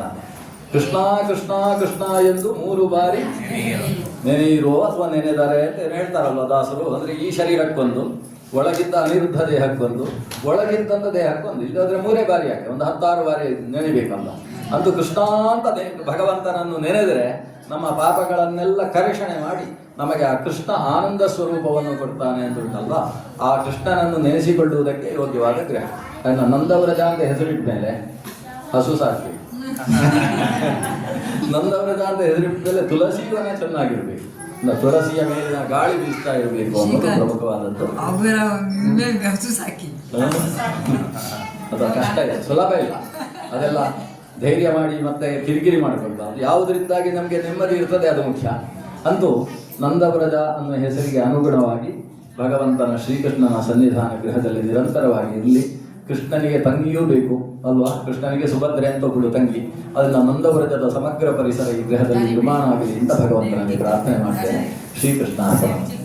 ಇವತ್ತು ಮತ್ತೊಂದು ವಿಶೇಷ ಅಂದರೆ ನರಸಿಂಹ ಜಯಂತಿ ನಾಳೆ. ಆದರೆ ಇವತ್ತು ಸೂರ್ಯಾಸ್ತಕ್ಕೆ ಚತುರ್ದಶಿ ಬರುವುದರಿಂದ ನರಸಿಂಹ ಜಯಂತಿ ಕೆಲವರಿಗೆ ಇವತ್ತು. ಸೂರ್ಯಾಸ್ತಕ್ಕೆ ಚತುರ್ದಶಿ ಬಂದರೆ ಅದು ನರಸಿಂಹ ಜಯಂತಿ. ನಾಳೆ ಮಧ್ಯಾಹ್ನ ವ್ಯಾಪಿಯಾಗಿ ಚತುರ್ದಶಿ ಇರುವುದರಿಂದ ನಾಳೆ ನರಸಿಂಹ ಜಯಂತಿ. ಮತ್ತು ಇವತ್ತು ನರಸಿಂಹದೇವರನ್ನು ಕೂಡ ಭಕ್ತಿಯಿಂದ ಸ್ಮರಿಸಿಕೊಳ್ಳುವ. ಶ್ರೀಕೃಷ್ಣ ಅರ್ಪಣ. ವೇದವ್ಯಾಸ ಜಯಂತಿ ನಿನ್ನೆ, ನರಸಿಂಹ ಜಯಂತಿ ನಾಳೆ, ಮಧ್ಯದಲ್ಲಿ ಇವತ್ತು ನರಸಿಂಹ ಜಯಂತಿಯು ವೇದವ್ಯಾಸ ಜಯಂತಿಯು ಪುರಾಪರಾಯಣರು ಸೇರಿಕೊಂಡು ಬಂದಿರುವಂತಹದ್ದು. ಎಲ್ಲ ಪರ್ವಕಾಲದಲ್ಲಿ ಗೃಹ ಪ್ರವೇಶ ಆಗಿದೆ. ಭಗವಂತ ಶ್ರೇಯಸ್ಸು. ಆಚಾರ್ಯ